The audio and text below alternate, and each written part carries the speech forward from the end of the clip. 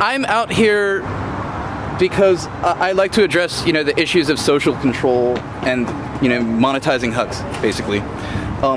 That's kind of my main reasons for being out here and how absurd it all is. But you're kind of out here for a different reason, Alex. Could you explain? I'm here for that reason, to protest the monetization of human touch, but also plant some seeds. There's plenty of people out here that have been left by their loved ones, not just here, but around the world. In a world where many men have lost their jobs. Yeah. Okay, that's one's livelihood. And so when men are seeing cuddling monetized, really it brings up a lot of negative emotions. It actually breeds resentment against women. And there are actually some women that think that this is unhealthy behavior. It makes women look more like gold diggers. So I'm actually against trying to frame women in a certain light. But if this is actually happening in society, and one of my nightmares is coming true. For example, 5 years ago, I said in the future New World Order dystopia, we would see love monetized. It was like a Facebook post. I mentioned it also in one of my YouTube videos. Well, now it's happening in a city that's #1 for gentrification, in a city where many of my friends don't have homes. All of them are male.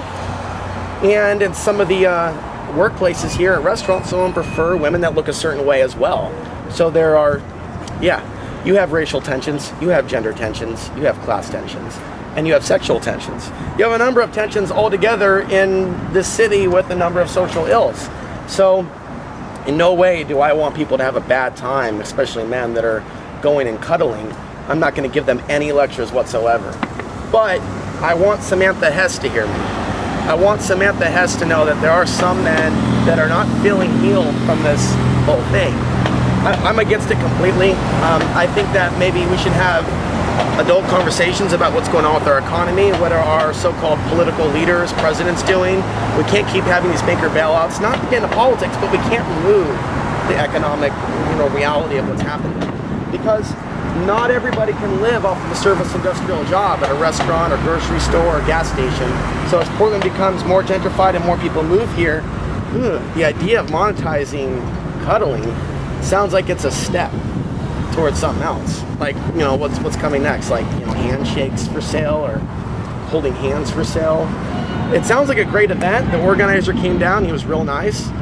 What I find really interesting about what you're saying is that this is, do you think she's feasting in terms of monetizing on people's insecurities, or what is it that she's using? I should focus more on the nature of the professional cuddling industry than Samantha Hess. She just seems to be almost like a micro spokeswoman that the media is, I don't want to say the media is using her or she's using the media. Because when I looked at her videos, it was me. I'm so spiritual, I'm so new age, I'm a healer. And, you make $10,000 a month or more doing this. The Young Turks report on $7,200 a month 6 months ago. So with all the mainstream media promoting this, as they also in some ways kind of demonize men, kind of turn us against each other, I'm wondering what their intentions are as a whole for them to even be giving this so much attention. Samantha may believe that she's helping people. Maybe in her mind, though, it really is about money. So I don't really know. But I feel like I have a purpose, and the purpose is to say some things in a coherent, non-aggressive, peaceful manner, as I'm going to try to do here in a few minutes, in hopes of reaching her. So let's just say that somebody is using men for money. That comes with karmic consequences. So I actually, in my videos on YouTube, I actually am talking a lot about some of these issues. Being a man that's pretty much going his own way. It's known as MGTOW, where we are voluntarily, we have ceased and desisted from chasing the poontang, as they say. But, there's nothing wrong with being in a relationship or getting laid. It's just the nature of relationships today in cities like this have felt so monetized. So as long as they know this, we're not really being seen as healers, and it's not woman hate, it's actually concern for how women are being viewed. A lot of women out there want men to approach them and say hi. But, if men are viewing women in a certain way as being all about money, or feeling like, well, if I don't have any money, or if I'm homeless, I'm worthless, then with most men, if they're not on the spiritual path, all that anger is going to brew. What happens? You have drug addiction, you have alcoholism, you have rape, you have suicide, you have hurting yourself. Yeah, this is a city where there's a lot of people hurting, and I think they're hurting because they don't have love. So the very fact that healing comes about from cuddling, when it's monetized, it changes the energy. I think so. So Alex, you mentioned that she's kind of, in a way, marketing herself as like this new age female healer, Yeah. kind of cuddle guru. And in a way, you know, there's all these women who are you know, very much about the idea of ending patriarchy and ending. That's Samantha Hess right there. That's the article in the Oregonian about it. She seems to be marketing herself as Mother Mary, with the arms outstretched. It's like a Mother Mary pose. Oh wow, yeah. You know, like, right. Come to mama. Yeah, and the media is just eating it right up. Yeah, and so I want to stay away from insulting her, but maybe she'll see this video and she'll think about this, but this is really not about Samantha. Yeah. This is about where is the monetization of human affection going to end up. And what do you think about the idea that maybe inadvertently, by charging for cuddling and by marketing herself as this sort of cuddle guru, femi-goddess kind of person, that maybe she's even inadvertently mimicking patriarchal patterns in society? Yeah.